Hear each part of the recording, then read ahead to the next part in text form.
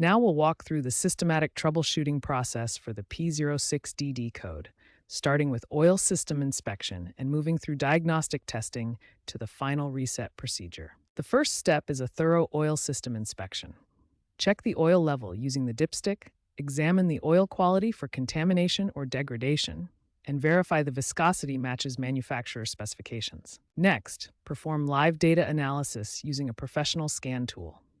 Monitor oil pressure sensor readings during idle and various RPM changes to identify pressure control issues. Test the oil pressure control solenoid by measuring its electrical resistance, which should typically read between 10 and 30 ohms.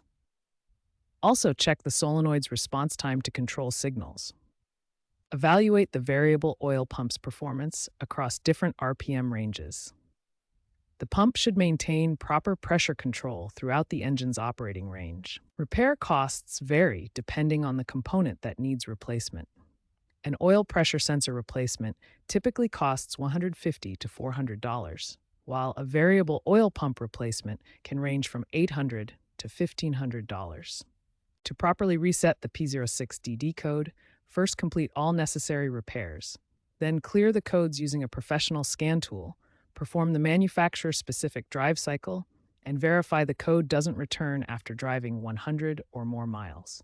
Following this systematic troubleshooting approach ensures accurate diagnosis and proper resolution of the P06DD code. Remember that proper repairs must be completed before attempting to reset the code for lasting results.